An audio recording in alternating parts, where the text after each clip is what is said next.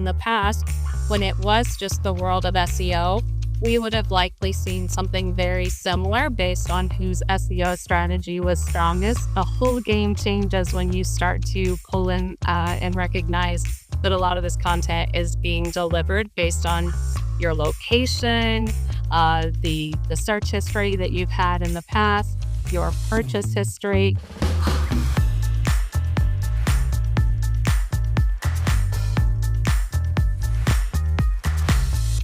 Mike O'Donnell here, SVP of Innovation at Flywheel. We're going to get to talk about something very fun today. Rarely do we get to talk about something as transformational as generative search. For that conversation, we have Jamie Renick with me. Jamie, I'll kick it to you for a quick intro. Hi, I am Jamie Renick, and I am the VP of Content Studio, and I am so excited to be talking about one of my most favorite topics. I imagine being a content studio while generative search is changing the way everyone is thinking about content is probably pretty wild. Let's jump into it. I feel like this has been like one of those rare moments where it seems like A, everyone is very confused and trying to figure out what's happening. B, the data it's so nascent that the data people need doesn't exist yet. So they're kind of scratching at what they can pull together, right? This is one of those moments that we will look back at in 2 years and things will actually be very different than they were a year ago. Maybe you can kick off with, I hear a lot of acronyms when people think about content. I hear FCO, GEO, AEO. How do you feel about it? Like, do you think one of them matters more than others? Do you think that they're all valid? What is that ecosystem starting to look like? So we all know what SEO is, search engine optimization, and that's the traditional reliance on keywords to make sure that you're inserting those into your copy and images so that you're getting the attention of a search engine.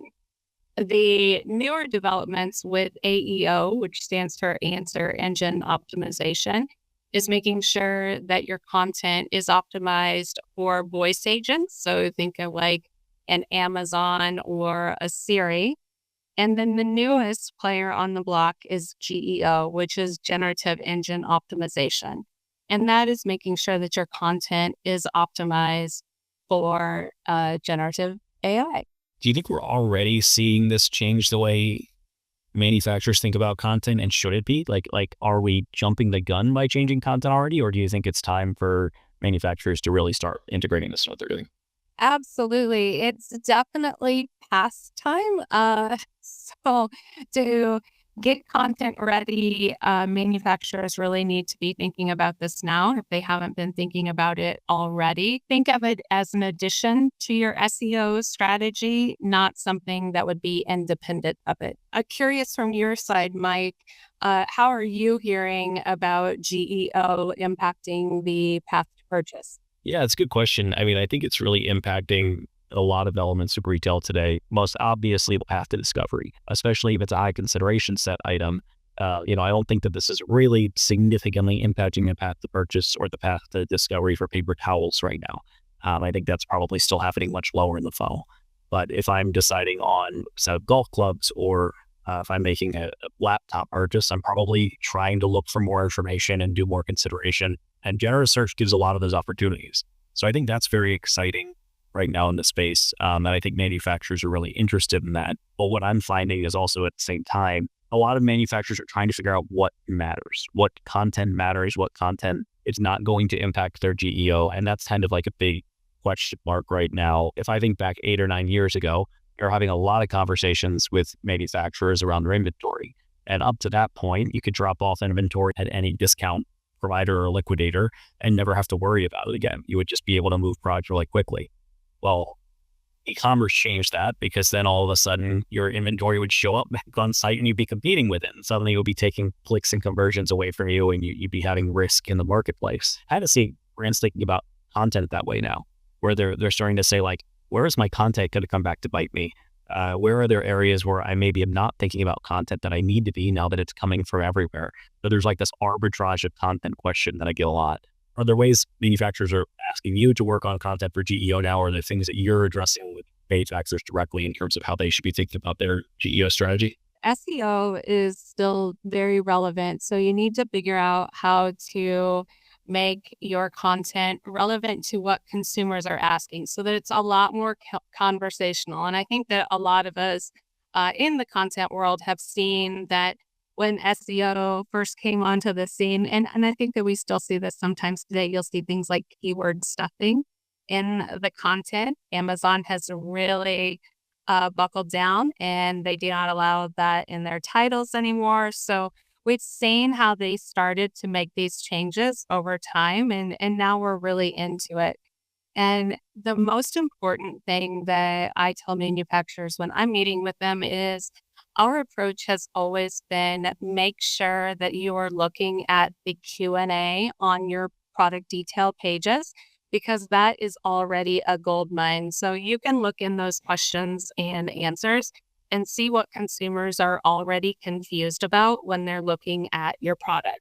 So we go through those questions and answers and we might see something like, is this product gluten-free? That would be an indicator that the content is already missing the mark and needs to be answering those questions. So that's just a very basic example, but the question and answer section is something that is incredibly important. Another thing that generative AI is doing whenever it's forming answers for a consumer, whether that be they're looking on Rufus or Sparky or even something like a ChatGPT, is that it's pulling in answers from the best source that it can find. And as that manufacturer, you want the information that you're publishing, whether it be on your brand website or on your Amazon pages, to be that authority figure in helping to construct that answer. Yeah, really to like product experience management, which I feel like was already kind of gaining staking, right? I think brands were thinking more about consistency,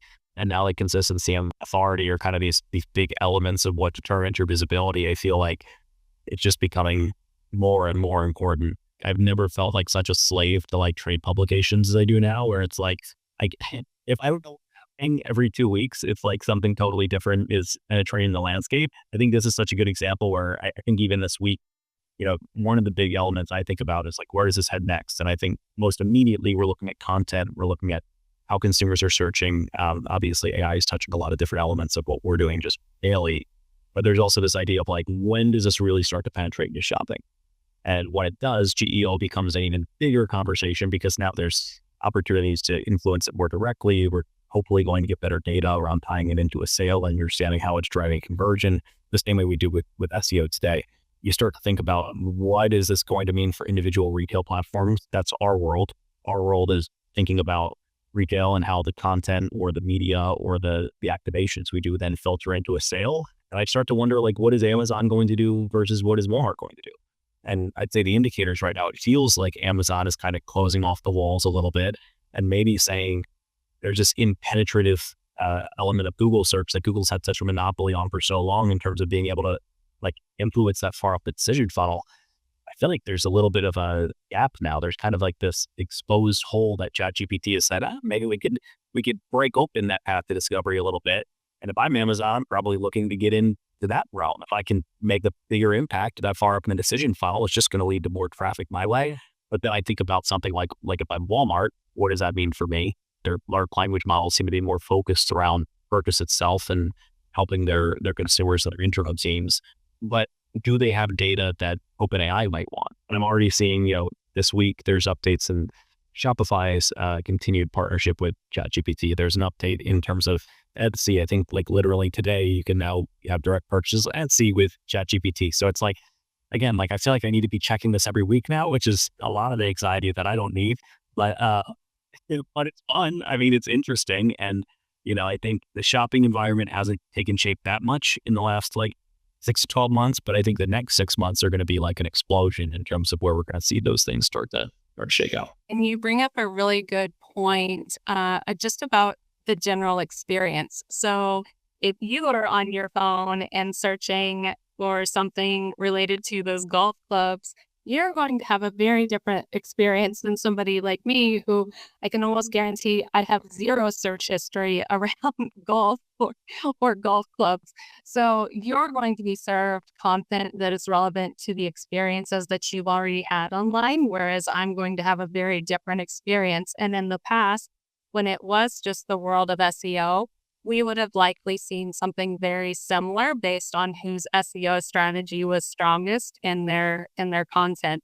But that the whole game changes when you start to pull in and recognize that a lot of this content is being delivered based on your location, the search history that you've had in the past, your purchase history. All of those things are coming into play whenever those results are being delivered. So like as a consumer, that sounds incredible, right? Like it feels like I can get like way more targeted specific information. And I feel like as a manufacturer, that's probably a good thing too, right? Like I can better connect with the consumer and I can be more specific. But as someone who does data-driven media approaches, that makes my head want to explode a little bit. Some of these things feel so like they're developing so quickly and some of these things still feel so nascent.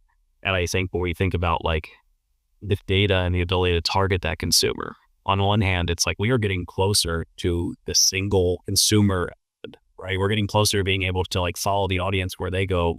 We're getting closer to being able to say, I know this consumer better and I can target that consumer better, but it's so much data. And how do we target into that personalization? I almost feel like we're going to need the large language model providers to help give us some of that support to target some of those ads. And I think we're just on the precipice of what that's all going to look like. Hopefully this is step one in a continued path of personalization. I mean, I think that's what everyone's starting to focus on in terms of like, what's the 3-year plan? The 1-year plan is how do I make myself visible in these generative engines? And the 2-year plan is how do I make content really, really fast and target my ads really, really fast so that I can focus it into those specific users and be ready for like a new generative personalized environment.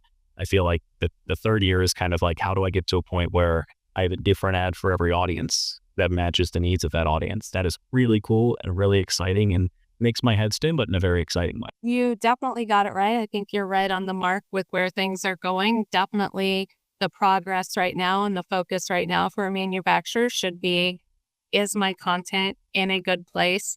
Am I answering the questions that my consumer has when they're looking for this type of product? And I agree with you. I think in the next 18 months, we're going to see not only content will continue to develop in terms of what it needs to satisfy AI, but I do think that you're right with media is going to be a fast follow in 2026 with being able to do a lot of really specialized targeting. What do you think is the biggest mistake brands are making right now when they think about generative search versus SEO? The biggest watch out that I can say for brands is while SEO is still important, the keyword stuffing cannot be a tactic that is used because you're going to get called out for that as trying to get the attention of the search engines from 2 years ago. That is no longer the way that the search engine works. Keywords are important, yes, but having the same keyword in your title repeated 3 times, that's actually going to lower your scores on Amazon and you're going to end up suppressing where you want to be at the top of that and showing that you're understanding the consumer and really focusing in on what does the consumer need to know about this product as opposed to those keywords. It almost feels like brands are asking the generative search question as if it's one size fits all to say, I need to win generative search. Like it's like this one trophy to win. I think what's interesting, these platforms are different, right? And I think maybe those are less nuanced if we're looking at, a ChatGPT or Grok or Perplexity that are all kind of focused around the same goal.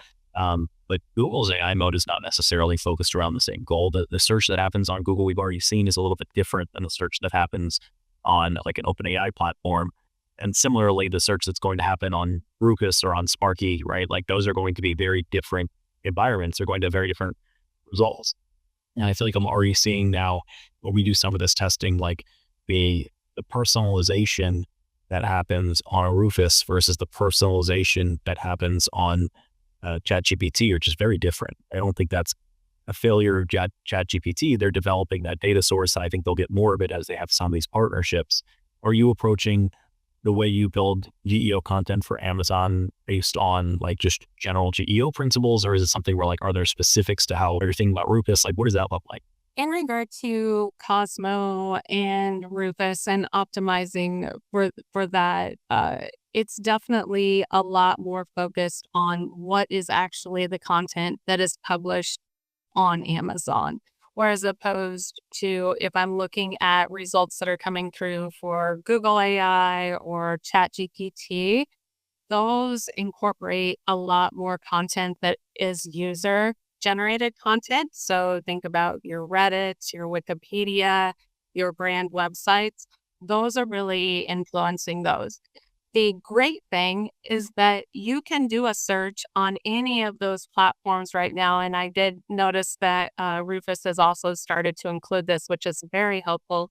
Is whenever you're getting the response to the question that you're asking on any of those platforms, there's going to be a link that shows where did AI get this answer from. So it will show you what was the best source for me to get this answer. So as you're building out your strategy, you want to be looking at that to say, okay, the answer that I have is coming from a 3P seller, and I want to make sure that my listing is optimized in the way that it gets the attention of Cosmo or Rufus whenever I'm working on my Amazon strategy. It feels more and more like something that maybe people aren't talking about as much is how AI is blending all the channels together. And, generative search on one hand is something that we think about from the consumer behavior, but think about it for a second from like the data ingestion behavior. And it becomes a conversation of we can't have a commerce team and a PR team and a search team all working in different silos anymore. That worked. And I saw a lot of companies, 5 years ago say we need to break off our commerce team because we need commerce specific insights and commerce specific focus and education. And I hope most of those companies have now gotten to the point where the more of the company, the knowledge of what works in commerce is permeated, because they're going to have to get back into a world where we're having this conversation together. There's no longer an opportunity to say, I'm going to put my content this way for this platform, and it's never going to influence what happens over here. Probably the opposite. It's all going to become kind of more blended. It fits well with kind of like the idea of being able to focus more on the audience and focus more on who am I projecting to, not which channel am I projecting in. And again, I think that's something I think it's something that we will look back one day and say, oh, we now have a better marketing environment that's more consumer centric, that allows us to reach consumers and personalize for consumers more directly. It's going to be a journey for companies to get there. And the early conversations I'm having with manufacturers make me feel like a lot of them are still trying to figure out and still trying to make that move. I think there'll be a lot of strategic conversations to get us closer to that point.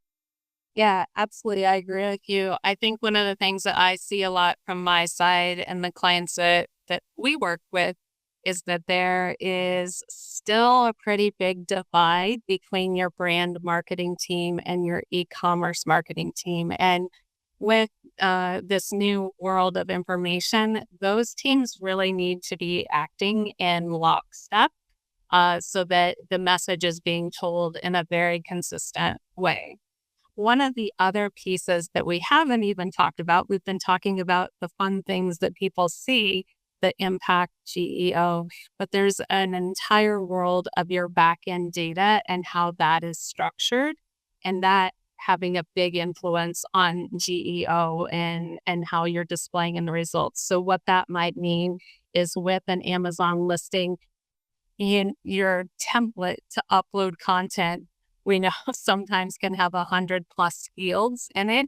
It's no longer okay to ignore some of those fields. Everything needs to talk together. The structure of your brand store needs to tell a story, as well as your enhanced content. So all of those back-end details are really important as well. And that's why we need brand and e-com talking together so that we get those details right.